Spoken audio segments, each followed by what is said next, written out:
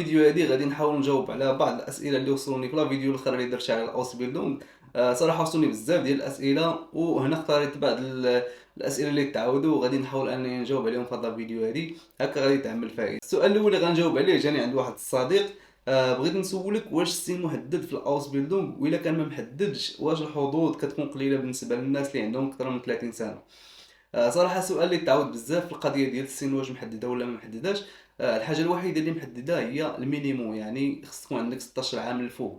اما اكثر من 16 عام يعني قبل ما كاينش الماكسيموم. انا شخصيا كانوا معايا الناس في الاوس بيلدونغ، كانت معايا واحد الالمانيه كان عندها 37 سنه، وكان معايا واحد جاي من فيتنام اوس بيلدونغ كانت عنده 39 سنه.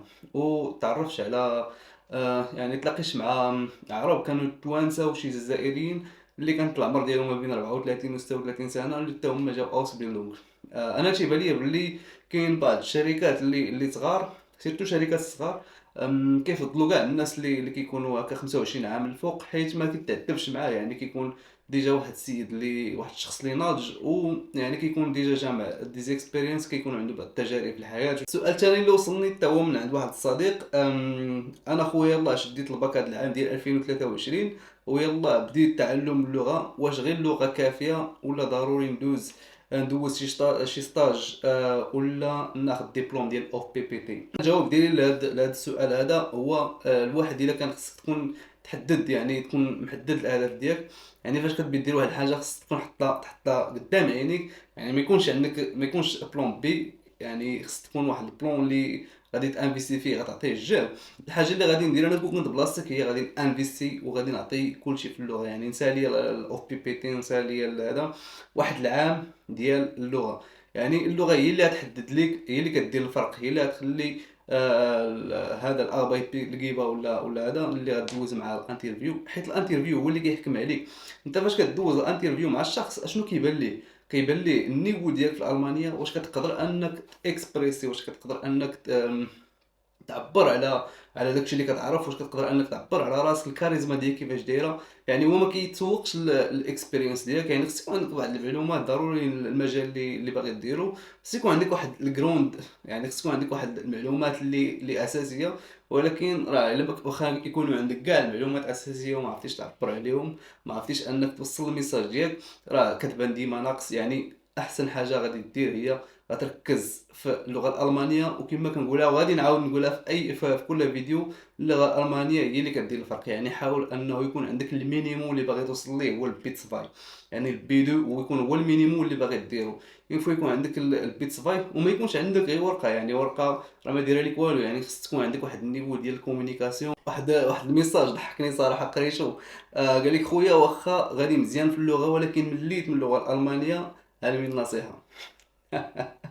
انا صراحه هذا السؤال هذا قريته وبديت كنضحك. علاش؟ حيت تخيل انت يلاه بديتي واحد الماراثون وتاكلتي وعيتي. يعني انت ما خداماش ليك هاد الطريقه هذه من الاخر. يعني صعيب انه يعني فوا انت غير في الدرجه الاولى. اي الالمانيه لغه صعيبه، ولكن راه اللغه صعيبه، راه اي حاجه صعيبه في البدايه ديالها. راه فوا كتوصل فيها واحد النيفو غادي تجيك الالمانيه يعني في المتناول. انت وصلتي الله بديتي وكتقول مليت. يعني اللغه راه غير واحد الخطوه من الخطوات الاولى اللي كديرهم. راه باقي تابعك الحرب وباقي تابعك واحد الطريق طويله، وانت تاكلتي في البدايه ديال الطريق، يعني صعيب انك تكمل. السؤال الثالث اللي غادي نجاوب عليه هو واحد الصديقه كاتبه لي: السلام عليكم، الله يخليك، المواقع اللي ممكن نقلبوا فيها على التكوين المهني، يعني الانفورماسيون، لي زانفورماسيون فين غادي نلقاوهم، لي برونش اللي كاينين، و يعني المعلومات ديال اوسبيلدونغ. الموقع الرسمي اللي كاين ديال المانيا هو ausbildung.de. هذا الموقع هذا غتخليه غتلقى فيه جميع الانواع ديال لي دومين اللي مطلوبين. غتلقى فيه المعلومات الكافيه على الاوسبيلدونغ، راه فيه الفوريم، يعني فيه حتى البلاصه فين كيبدي كاين الاكستشانج ديال الناس. انا هذا الاوسبيلدونغ.de فاش كنت داير الاوسبيلدونغ كنت ديما كنخليه تيكون عندي مثلا شي سؤال في فاك انفورماتيكا في الدومين اللي كنت داير، تيكون عندي شي سؤال كندخل الفوريم كنسول هذه الناس. كاين يعني فيه المعلومات كاملين، وفيه كاع لي برونش اللي كاين في الاوسبيلدونغ في المانيا، وكاين دي ستاتيستيك شنو هما اللي مطلوبين. يعني خص غير الواحد يعني يوصل لواحد النيفو انه يقدر يبدا يعني باغي يبحث، راه دخل هذا السيت هذا تقدر انك دير لونجلي. ما عرفتش واش كاين بالعربيه صراحه. المهم اما المانيا اما اونجلي غادي تقدر انك تلقى المعلومات اللي بغيتي. هادشي غادي نهضروا عليه، غنديروا ليه فيديو بوحدو، وغادي نوريكم كيفاش انك الا وصلتي النيفو يعني كملتي عندك الدبلوم ديال اللغه. هاد لي ستيب من بعد ما بعد عندك الدبلوم ديال اللغه غادي ندير عليهم فيديو مخصص، ونوريكم كيفاش البلان انك تقلب على اوس بيلدونغ، كيفاش البلان انك تدفع الاوس بيلدونغ، شنو هما الوثائق اللي خصوك والطريقه باش غادي تدفع، وكيفاش انك غادي تقاد السي في ديالك. كامل هادشي هذا غادي نحاول انني ندير عليه فيديو بواحد الشرح اللي يكون مفصل. السؤال الاخر قال لك سيل فوبلي خويا تقدر تدوي لينا على دول ستوديوم، حيت كاين اللي باغي يكمل قرايته في المانيا وما بحالوش باش يبلوكي فلوس في الكونت. دول ستوديوم ما عرفتش واش انت قاصد بعد الدول ستوديوم، حيت كاين الدول اوس بيلدونغ اللي هو الاوس بيلدونغ يعني كاين فيه البيغوف شوله ولا المدرسه والخدمه. كاين دول ستوديوم هو فاش كتكون كدير ستوديوم في الجامعه، وكتحاول انك تخدم او ميم طون في الدومين. يعني كاين دول ستوديوم اللي صعيب انك يبان انه صعيب ان الواحد يلقاه. وكاين الفيرك ستودنت هو فاش كتكون مثلا داير الجامعه، حيت الجامعه كتبغي تركز، راه ماشي بحال الاوسبيلدونغ. الجامعه راه كتبغي انك تعطيها 100%، ماشي بحال الاوسبيلدونغ.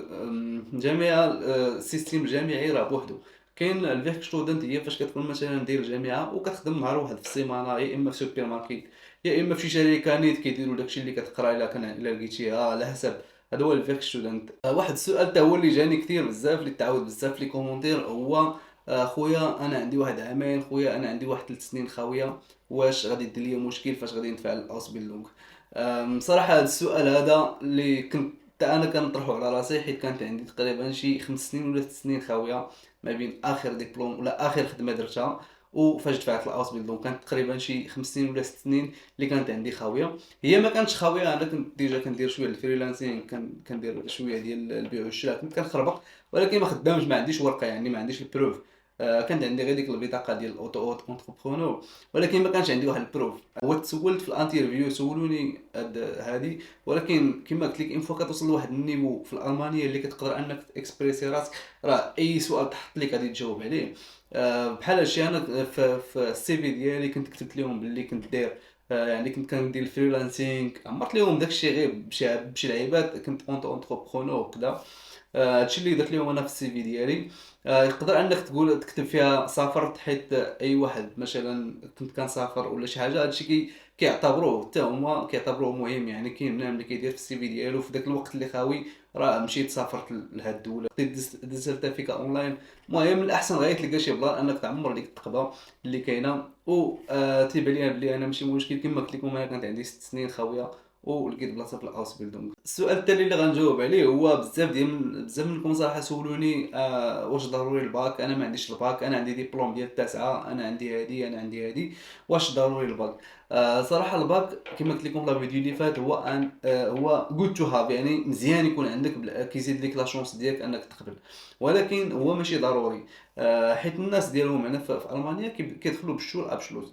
شور ابشلوس بحال قلتي السانكيام ديالنا حنا، بحال قلتي السانكيام ولا نيفو باك. هو باش كيتقبلوا هنا، يعني من الاحسن انه يكون عندك نيفو باك. والا كانت عندك تاسعه وعندك ديبلوم مثلا في لا ميكانيك ولا شي حاجه بحال ما هكا، وعندك الحرفه وتعلمتي اللغه مزيان وكتعرف، يعني درتي واحد المجهود وبينتي مثلا على هذا باللي راه عندك واحد الاكسبيرينس وعندك واحد النيفو انك توصل لداكشي اللي كتعرف ليه، راه عندك لا شونس كبيره. المهم كما قلت غادي نعاود نقولها عاوتاني، الا عندك اللغه المزيانه وقدرتي انك تقنع الناس في الانترفيو، راه كاين لا شونس. يعني ماشي ضروري انه يكون عندك الباك، ينفع يكون عندك المانيا مزيانه ويكون عندك واحد الرغبه اللي كبيره. هادشي هو اهم حاجه.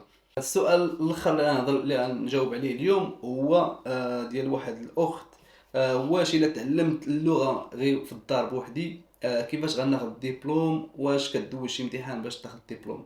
يعني كاين الناس اللي باغي يتعلم اللغه، يعني باغي يتعلم الالمانيه بوحدو. كاين بنادم اللي كيقدر انه يدير سيلف اديوكيشن، وهذه واحد الحاجه اللي زوينه، حيت حتى انا راه تعلمت لراسي. يعني تعلمت واحد النسبه قليله بزاف في المدرسه، ولكن راه 90% ديال الالمانيه كنت تعلمت لراسي. كنت انا اللي كندير الاوتو فورميشن، كنقلب هنا ونقلب هنا ونكتب هنا وندير بزاف ديال الطرق اللي كنت ديجا بارطاجيت معكم الطريقه ديالي كيفاش قدرت انني نتعلم اللغه الالمانيه. فاش كتعلم كتوصل لواحد النيفو كتقدر انك تكومينيكي، يعني كتقدر انك تكومينيكي مزيان. وخدمتي الامتحانات القدام، يعني عندك واحد كاين شي كتوبه فيهم الامتحانات القدام، خدمتي واحد على الاقل واحد 10 ديال الامتحانات قدام، ديال الشخايبن ديال هذا، وحسيتي براسك باللي راه كتجيب نقطه زوينه. اون فوا كتوصل لهذا النيفو هذا، يقدر انه مثلا واحد اللي عنده العزيمه راه يقدر انه 7 شهور 8 شهور انه يوصل لهذا النيفو هذا بلا مدرسه بلا والو. ولكن كنفهم الناس اللي كيبغيو يمشيو للمدرسه، حيت المدرسه كيعطيوك واحد لا ستركتشر، يعني كيعطيوك واحد السيستيم، كيعطيوك سلسله، كيكون داكشي منظم. يعني احسن من الواحد، انا كنفضل ولا كننصح باللي الواحد مثلا يدير مدرسه او ميم طون يدير سيلف اديوكيشن، حيت المدرسه غادي تعطيك واحد التسلسل ديال كيفاش انك تتعلم الحاجه. هذا التسلسل هذا مهم صراحه، حيت ما يمكنش انك ما عارف والو على اللغه وباغي تدخلها من شي بلاصه اللي ماشي هي هذيك. وهذا الشيء اللي كاين في هذا الفيديو هذه. نتمنى عاود هاد المعلومات هادو اللي بارطاجيت معاكم يكونوا فادوكم. الا عندك شي سؤال هبط لتحت، خلي لي السؤال ديالك.